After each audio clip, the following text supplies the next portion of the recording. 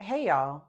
When my kiddos were younger, I they had started showing signs of like entitlement, especially around Christmas. And let me tell you, that attitude that I was seeing from them wasn't sitting well with me. So we decided to do something different. And that one decision that we made totally shifted and created a tradition within our whole family. Let me tell you why this mattered to us. We wanted to give our kids more than what we had growing up.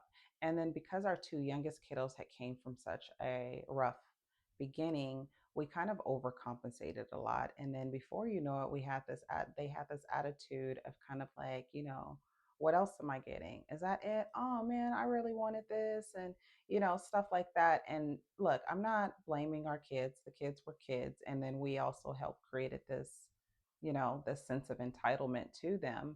But one of the things that we knew is that if we didn't start like trying to correct that behavior right away, that it was only going to get worse.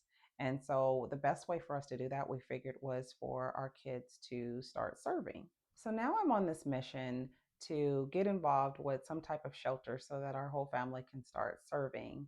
And I'm running into obstacles after obstacles, finding out that our kiddos were basically considered too young to do a lot of the volunteer work that was at most of the places that I was calling.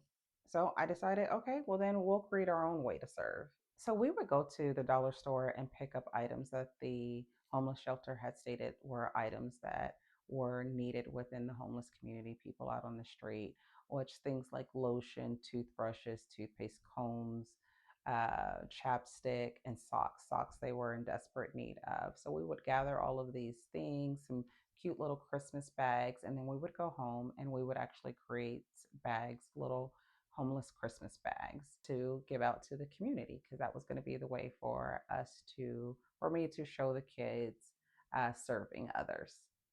So since this was Christmas, so what we would do, how we would actually implement this was on Christmas Eve, I would allow the kids to go ahead and pick one present that they wanted to open. They get to stay up late and stuff like that, and then they would open it up usually right before they end up falling asleep, which was around midnight or so. They would open up one of their presents, and then the next morning, Christmas morning, when we would wake up, before the kids were allowed to open up the presents, we would actually have to go out and hand out the bags that we had made for the homeless community on Christmas morning. So we would load the kids up in the car with the bags, and then we would drive around town to areas that we had seen many homeless people, whether there was one particular area or sometimes like on the access roads of the freeways and areas like that where we would often see, or in the underpasses and things like that. That's where we would drive to those areas. We would pull up on them and roll down the windows, and then once we can like show them that we had bags for them, some of the homeless people would come over, and it was very important that we had the kids actually reach their arm out and hand out the bag, and everyone was so appreciative and surprised and excited. The kids, on the other hand, were quite nervous. They were uncomfortable, even afraid, and like, oh, I don't want to, it was, and mind you, our kiddos at this time are between the ages of like 7 and 9, so they're still pretty young and just uncomfortable with the experience. But I showed them, I'm doing it, so they can do it, and obviously I'm protecting the kids, they're safe and so forth, but they're nervous and they are not with it whatsoever. And then also they're kind of griping and complaining that it's taken so long. They want to get back and open up their presents. So we're only handing out probably around 8 to 10 bags is what we had created to pass out. And once we've passed those out, we head back to our home, and would start just our normal Christmas routine. But what it was doing is it was giving the kids an opportunity to be a little bit more appreciative about the gifts that they were receiving, because they had an opportunity to see people that are truly less fortunate than them. Especially on Christmas morning, they're thinking and have this attitude that everybody's waking up in a nice home with a Christmas tree and presents and things like that. And then to be able to see that these individuals are on the side of the road, sleeping underneath, an underpass, and sometimes very young kids out there as well, on Christmas morning, really was making them feel a little bit different, a little sense of, gratitude, even if they didn't have the words to express that at their ages. And they would open up their presents. And yes, we did good with getting our kids the things that they needed and most of the things that they wanted, but it also helped show them that they were how blessed they were. Well, even though this was something that they complained about, the next year would come around and I'm like, all right, come on, it's time to go and get our bags, get our stuff together so we can make bags for the homeless. Let's this is they're like, oh my gosh, we got to do this again. Yeah, this is what we have to do again. And then year after year, we would do the same thing. And then after probably about like the third year, you can see that their hearts and their minds and their attitudes was really softening because here they were reminding me weeks before Christmas, like, Mom, when are we going to go to the store and get some stuff for the homeless bags? And can we make more this time? And can we do this? And, we eventually started buying more and more bags and creating more things, putting more things in there, finding each year what was really the things that were in high demand and try to make sure that we include them. Then we started writing little Christmas cards, just putting a little note in there, letting them know that they are loved and Jesus loves them and they are blessed. The church that we were going to at the time also had cards for the church. So sometimes we would put those in there as well. Anything that we could do to, help encourage someone when in that desperate place.